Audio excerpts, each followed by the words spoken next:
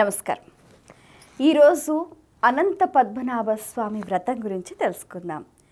ఈ వ్రతం గురించి సాక్షాత్తు శ్రీకృష్ణ భగవానుడు పాండవులకు ఉపదేశించాడు. చాలా అద్భుతమైన వ్రతం. పోగొట్టుకున్న రాజ్యాన్ని తిరిగి పొందాలనుకున్నా, దరిద్రం వీడి అష్టైశ్వర్యాలు పొందాలనుకున్నా తప్పకుండా ఈ వ్రతాన్ని ఆచరించాలి. శ్రీకృష్ణుడు ఈ వ్రతం గురించి వివరిస్తూ, నేనే అనంతుణ్ణి, చతుర్దశ భువనాలు నాలోనే ఉన్నాయి, ఈ సృష్టిలోని సమస్తము నాలోనే ఉంది, కాబట్టి నన్నే ఆరాధించండి అంటూ ఆ వ్రత విధానాన్నంతా కూడా తెలియచేశారు. భాద్రపద శుద్ధ చతుర్దశి నాడు ఎంతో శ్రద్ధగా దర్భతో చేసిన 14 ముళ్లను ఆదిశేషుడుగా తయారు చేసుకొని కలశం పైన ఉంచి 14 ముళ్ళు గల తోరాన్ని, అలాగే ఎర్ర చీరని కట్టుకుని ఎర్రటి వస్త్రాన్ని పురుషులు ధరించి ఈ వ్రతాన్ని ఆచరించాలి. 14 రకాల వంటకాలను నివేదన చేయాలి. వాటిని ఒక వాయనంగా పండితుడికి దానం చేసుకోవాలి. ఈ విధంగా చేస్తే పోయిన రాజ్యం తిరిగి వస్తుంది, అష్టైశ్వర్యం లభిస్తారటంలో ఏమాత్రం కూడా సంశయం లేదు. మరి వ్రతాన్ని ఇంతకుముందు ఎవరైనా ఆచరించారా అని అంటే దానికి సంబంధించి కూడా శ్రీకృష్ణుడు ఈ విధంగా చెప్పాడు. పూర్వకాలంలో సుమంతుడు అనే ఒక బ్రాహ్మణుడు ఉండేవాడు. అతనికి ఒక చిన్న కుమార్తె ఉందన్నమాట.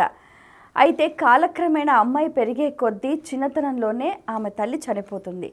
కుటుంబ కార్యక్రమాలు నిర్వహించడానికి సుమంతుడు రెండో పెళ్లి చేసుకుంటాడు. ఆమె పేరు దీక్షాదేవి, పరమ గయ్యాలి. అయితే ఆమె పెట్టే బాధలు ఓర్వలేక సుశీల అనే అమ్మాయి చాలా ఇబ్బందులు పడేది. ఈ అవస్థనంతా చూసి అమ్మాయికి ఎలాగైనా పెళ్లి చేసి పంపించాలనుకుంటాడు సుమంతుడు. దానికి తగ్గట్టుగానే మంచి పండితుడిని వెతికి ఆ అమ్మాయికి వివాహం చేస్తారు. మరి వివాహం చేసి అత్తవారింటికి పంపించేటప్పుడు ఉత్తి చేతులతో పంపరు కదా, ఏవైనా ఇచ్చి పంపించాలి. దానికి కూడా ఆ గయ్యాళి రాక్షసి ఒప్పుకునేది కాదు. సరే అని ఎవరికీ తెలియకుండా చాటుగా తండ్రి ఇంత సత్తుపిండినిచ్చి మూట కట్టించి కూతుర్ని అల్లుడిని సాగనంపుతారు. మరి అలా బయలుదేరిన వాళ్ళు టాంగాలో వెళ్తూ మిట్ట మధ్యాహ్న సమయం ఆ కౌండిన్యుడు తాను ఎంతో చక్కగా సంధ్యావందనం చేసుకోవటానికి ఒక తటాకం దగ్గర ఆగుతారు. సరే, ఆయన సంధ్యావందనం చేసుకుంటున్నాడు. ఈ లోపల చూస్తే అక్కడ కొంతమంది సమూహంగా ఎర్రటి వస్త్రాలతో ఒక వ్రతం మీద చేస్తున్నట్టు కనిపించింది. ఈ సుశీల వెళ్ళి మీరేం చేస్తున్నారు, ఈ వ్రతం ఏంటి అని అడుగుతుంది. వారు చెప్తారు, ఇది అనంత పద్మనాభ స్వామి వ్రతం, ఈరోజు భాద్రపద శుద్ధ చతుర్దశి అని వివరిస్తారు. ఆమె కూడా ఆ వ్రతాన్ని ఎంతో శ్రద్ధగా చేస్తుంది. తాను తెచ్చుకున్న ఆ సత్తుపిండిని పండితుడికి దానం చేస్తుంది. అంతే, ఆశ్చర్యచకితంగా వారికి చక్కగా రాజ ఆస్థానంలో కొలువు లభిస్తుంది కౌండిన్యుడికి. తర్వాత ఐశ్వర్యం లభిస్తుంది. తులలేని సంపదలు వారికి సొంతమవుతాయి. ఇలా కాలం గడుస్తూ ఉండగా ఒకనాడు సుశీల చేతికున్న ఎర్రతోరను చూసి సుమంతుడు, నన్ను వశపరుచుకోవటానికి కట్టుకున్నావా అని అంటాడు. లేదండి, ఇది అనంత పద్మనాభ స్వామి వ్రతం అంటే ఆయన ఎంత చెప్పినా వినడు. ఆయన ఆ తోరాన్ని తీసేసి అగ్నిలో వేసిస్తాడు. ఎలా అయితే సంపద వచ్చిందో తాను చేసిన ఆ చర్యకి అలాగే సంపద అంతా వెళ్ళిపోయింది. దొంగలు పడి ఉన్న సంపద అంతా దోచుకున్నారు. తర్వాత ఉన్న ఉద్యోగం ఊడిపోయింది. ఇలా నిరాశ్రయులైపోయారు. అప్పుడు కౌండిన్యుడికి జ్ఞానబోధ కలుగుతుందన్నమాట. ఆకాశవాణి వినిపిస్తుంది, అనంతుణ్ణి నువ్వు నిర్లక్ష్యం చేయటం వల్ల, నువ్వు చేసిన దుశ్చర్య వల్ల ఇలా జరిగింది అని. సరే, అనంతుణ్ణి వెతుకుతూ ఆయన అడవుల వెంట బయలుదేరుతాడనమాట. చెట్లు, చేమలు, కొండలు, కోనలు దాటుతూ అనంతుణ్ణి వెతుకుతూ అలా పయనమవుతాడు. అలా వెళ్తూ ఉండగా మధ్యలో అతనికి ఒక మంచి మామిడి చెట్టు కనిపిస్తుందన్నమాట. ఆ మామిడి చెట్టుకి మంచి పువ్వులు, పళ్ళు, కాయలు, ఫల పుష్ప భరితంగా దేదీప్యమానంగా ఉంటుంది.